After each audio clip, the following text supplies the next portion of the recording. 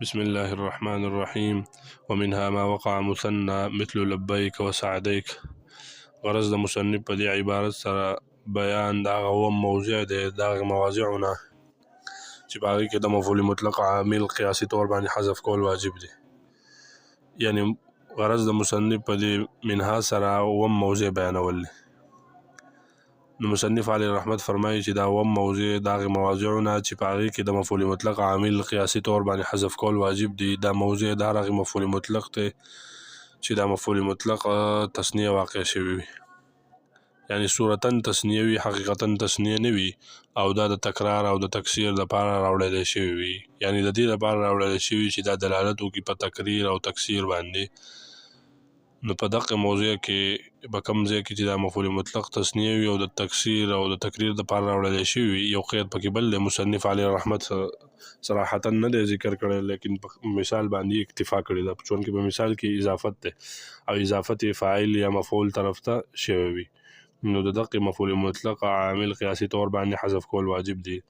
لکه لبیک، لبیک اصل کې الیب لک البابین، نو الیب فعل حذف کړی شو او البابین دا مفعول مطلق د هغې قایم مقام کړی شو، بیا البابین لک شو.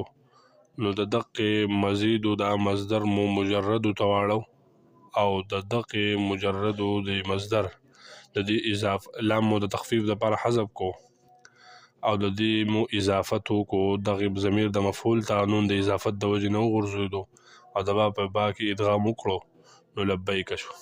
او دغه شانتي سعدیک اصل کې اسعدک اسعادین، نو د مفعول مطلق د اسعادین د عامل مو قیاسي طور باندې وجوبا حذف کړو او د اسعادین مو د هغې قایم مقام کړو او د دقه د مزیدو د مصدر مو مجردو ته واړو او د دقه اضافت د هغې مصدر مو اضافت کاف ضمیر ته وکړو، کاف ضمیر د مفعول به ته وکړو او د اضافت د وجې نه نون وغورځېدو، نو سعدیک شو.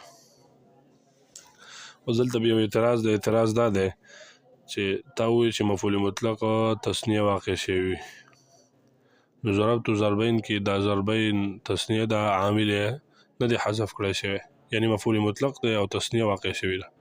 نو جواب دا دی چې مونږ ووایو چې د تثنیې نه مراد حقیقتا تثنیه نه ده بلکې صورتا تثنیه ده، او ضربین کې دا حقیقتا تثنیه ده. یو بل سوال واردېږي چې تا ووایو چې حقیقتا تثنیه نه وي بلکې صورتا تثنیه وي، نو زه درته ښیم صورتا تثنیه به وي او بیا به یې عامل نه وي حذف کړی شوی، لکه فرجع البصر کرتین، کرتین مفعول مطلق دی او صورتا تثنیه ده، د تکرار او تکثیر دپاره راوړل شوي ده، بیا یې هم عامل نه دی حذف کړی شوی. نو جواب دا دی چې مونږ یو قید ورسره بل ویلی و چې فاعل یا مفعول طرف ته اضافت شوی او د دې فاعل یا مفعول طرف ته اضافت نه دی شوی، او دا قید مصنف علیه رحمت صراحتا نه دی ذکر کړی بلکې اکتفای په مثال باندې کړی ده. د دې پورې د مفعول مطلق څه مباحثو د الله په فضل سره هغه په احسن طریقې سره پوره شو.